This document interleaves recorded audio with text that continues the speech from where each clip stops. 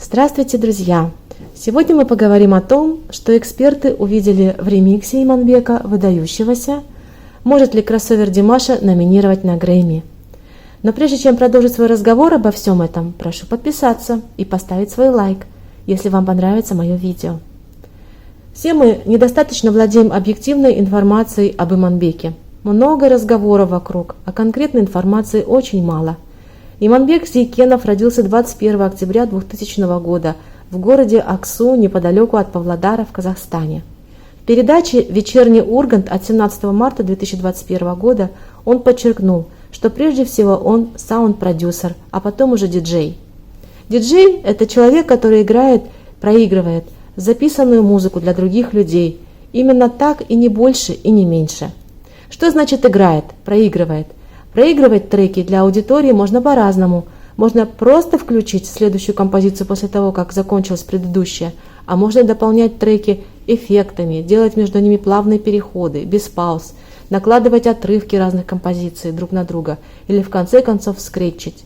При этом конечный результат может настолько отличаться от оригинала, что впору говорить об игре на вертушках как об игре на музыкальном инструменте. Как в случае с Иманбеком, который спродюсировал музыку так, что в итоге не первоначальный создатель оригинала победил в Грэмми, а тот, кто из оригинала сотворил шедевр, который уже второй год устойчиво сохраняет одну из верхних строк всех мировых хит-парадов. Вы, наверное, обратили внимание, я применила слово «спродюсировал». Почему? Потому что Иманбек не только диджей, но и продюсер. Да и в самом деле многие продюсеры являются диджеями и наоборот. Авичи, Дэвид Гетта, Маршмелло и, конечно, Иманбек. Все они продюсеры и диджеи. Кстати, некоторые диджеи зарабатывают баснословные деньги. Так, Авичи, по данным журнала Forbes, в 2013 году входил в десятку самых высокооплачиваемых диджеев мира с годовым доходом в $20 миллионов. Он сочинял прекрасную музыку, и для всех было шоком, когда в один день его не стало. До сих пор является загадкой причина смерти молодого 29-летнего известного на весь мир шведского диджея Авичи. Это говорит о том, что диджеи – это не просто успешные люди, это люди, которые находятся в постоянном поле нашего внимания, потому что именно они формируют новые, модные течения в современной музыке. Если говорить об отношении Иманбека, то он не просто продюсер, он саунд-продюсер. В переводе это слово означает «звукоизготовитель». Это творческий человек, который занимается созданием музыкального продукта под ключ и управляет всеми составляющими этого процесса. Главное, чем должен обладать саунд-продюсер или просто продюсер, к тому, что я уже сказала, отнюдь не деньги.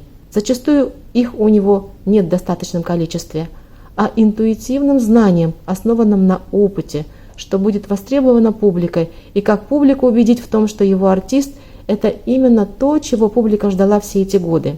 Таким образом, он и формирует новые течения в музыке. Поэтому Рита Ора, популярная британская певица, у которой 12 февраля 2021 года вышел новый альбом «Бэнг», спродюсированный Иманбеком, в интервью российскому радио призналась, что Иманбек очень талантлив. Это очень круто видеть такого молодого человека, который делает сумасшедшие вещи. И когда вышла песня «Розес», все сказали: «Вау, что это такое?» И люди сразу о нем заговорили. Она продолжила: «Мне нравится его звук, уникальный звук. Мне захотелось сразу использовать это и сделать коллаборацию». Привет, Рита! Ну, поздравляю с выходом нового трека «Bang Bang» совместно с Иманбеком, диджеем из Казахстана. Да, мы любим Иманбека. Трек вышел сегодня, и я счастлива, что мир может это услышать прямо сейчас. Потому что, мне кажется, мы очень долго работали над этой песней, поэтому здорово, что наконец-то мы ее выпустили. А для этой работы вам пришлось встретиться или все сделали по интернету? Нет, мы все делали по интернету, с помощью технологий. Ведущий продолжил интервью. Как относятся к таким новичкам в музыкальной индустрии? Ведь он внезапно ворвался в нее. Их любят или ненавидят? Рита Ора ответила: «Мы обожаем их. Если кто-то ненавидит таких новичков, то у них явные проблемы. Почему ты ненавидишь его или ее? Ведь они делают свое дело хорошо. В чем смысл ненависти? Я люблю работать с новичками, с людьми со свежим взглядом. Такие новички показывают не только свой энтузиазм, но и храбрость. И сейчас совсем другое время. Музыка меняется постоянно. и тебе нужно постоянно работать и трудиться. А Иманбек именно такой пример. Рита Ора говорит, что сама пришла из низов, а сделать что-то такое, как Иманбек, а потом получить Грэмми – это обалдеть. Это очень вдохновляющий пример для всех людей по всему миру. Ты просто должен упорно работать и верить в то, что ты делаешь. И если я думаю, что ты улетный, то я захочу с тобой поработать, говорит Рита Ора. После этих слов может ли кто-то относиться к Иманбеку с враждой? Я думаю, нет. И еще, понятие диджей и продюсер или саунд-продюсер – понятия неразлучны. Но есть и такие музыканты, кто работает только в диджейском направлении, то есть проигрывает, так скажем, пластинки. Но это неприменимо к Иманбеку. Он и саунд-продюсер, и диджей. Возникает вопрос, а какие еще музыкальные жанры могут быть номинированы на Грэмми? И оказывается, кроссовер также входит в номинацию Грэмми. Кроссовер – это музыкальный стиль, представляет собой своеобразный синтез, гармоничное сочетание элементов классической музыки и поп-рок электронной музыки. Среди известных исполнителей классического кроссовера следует отметить Лучано Паваротти, Пласидо Доминго, Андреа Бочелли и, конечно же, Димаш Кудайберген. Востребованность классического кроссовера как индустрии подтверждается его стремительным развитием на постсоветском пространстве. Начиная с середины 90-х годов образовалось новое музыкальное направление и создается собственный чарт в журнале Billboard. Недавно этот список вошел в список номинаций музыкальной премии Грэмми. И это нас радует. Значит, Димаш может претендовать на номинацию Грэмми с жанром кроссовер.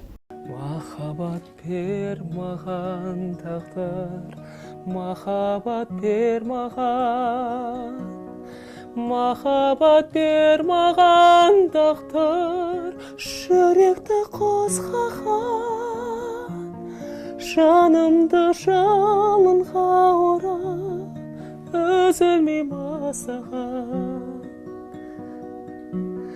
Махаббат бер маған тағдыр, махаббат бер маған. Ешқашан ешкімде ешкез болмаған. Но Димаш непредсказуем. Мы не уверены, что наш любимый певец может выйти именно с кроссовером. Димаш может выбрать сразу несколько путей одновременно. Димаш учитывает, что в этом году номинации больше всего были сосредоточены вокруг современных направлений: электронная музыка, рэп, кантри, поп.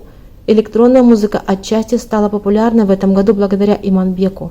Slap House, поджанр танцевальной музыки, стал приобретать известность в 2019-2020 годах, но именно ремикс Иманбека помог этому жанру стать одним из главных клубных трендов последних лет. Димаш может соединить эти два направления – кроссовер и электронную музыку в одно целое.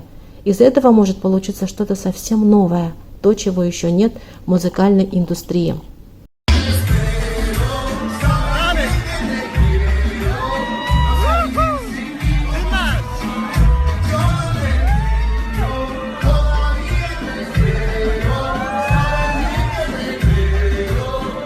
Давайте вернемся к Иманбеку. Так что же эксперты увидели в этом ремиксе выдающегося? В официальном гиде Академии звукозаписи по конкурсу Грэмми, датированном 2010 годом, сказано, что награда за лучший ремикс дается тем, кто взял ранее записанный материал и смог добавить или изменить его настолько, чтобы создать что-то новое и уникальное. «Розес» целиком соответствует этому описанию. Оригинал звучит абсолютно иначе, медленнее, спокойнее. В конце концов, он совсем не похож на танцевальный хит. Иманбеку действительно удалось переизобрести этот трек. Во многом это произошло именно благодаря изменению голоса рэпера. В итоге этот ремикс стал гораздо популярнее оригинала. Среди остальных номинантов в этой категории это и правда была самая впечатляющая трансформация трека. Как сказала британская певица Рита Ора, сейчас такое время, когда музыка меняется постоянно. Появляются новые коллаборации, новые течения, направления, возрождение старого, приход совершенно нового, новые звуки, новые интерпретации. Например, как совместное творчество Димаша и Ерлана Бекчурина, прекрасного музыканта, аранжировщика, который дал новую жизнь песням «Daddy Dao», «Show Must Go On» и другие.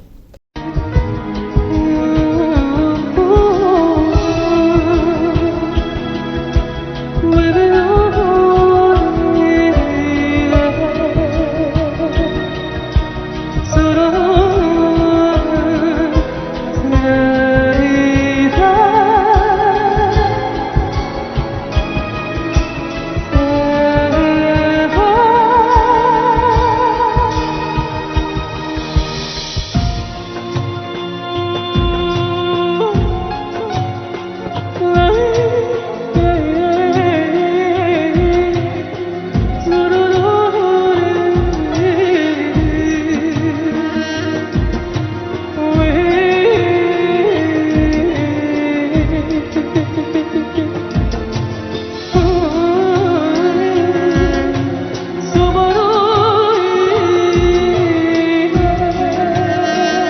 знает, возможно, мы будем свидетелями чего-то совершенно нового в музыке, потому что мы живем в эпоху гениев музыкального мира, которые переворачивают наши традиционные понимания музыки, ломают сложенные веками клише, и порой огромные эмоции переполняют наши сердца и наши души.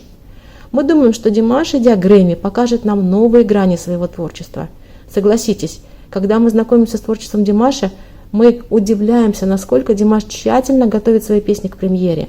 Он узнает историю песни, содержание, подбирает аранжировки, близкие к народному звучанию той песни, которую он готовит, тщательно изучает слова языка песни.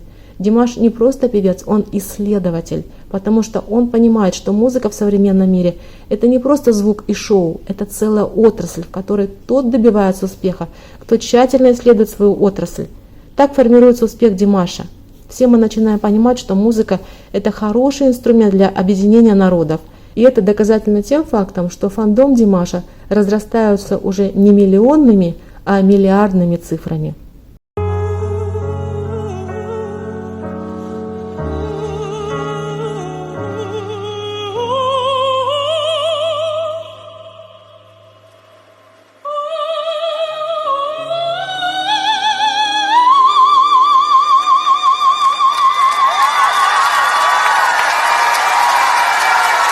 Все, я завершаю эту передачу. Дорогие друзья, надеюсь, что видео было интересным и полезным для вас. Дало возможность понять музыкальное творчество Иманбека и какими путями обладает Димаш к быстрейшей победе Грэмми. Все наши дискуссии и искренние комментарии продиктованы лишь одним всеобщим великим желанием фан-клубов и поклонников Димаша сказать добрые слова, огромной поддержки и надежды на скорейшее осуществление планов покорить музыкальный олимп мира, Грэмми, нашему любимцу, кумиру миллионов, Димашу.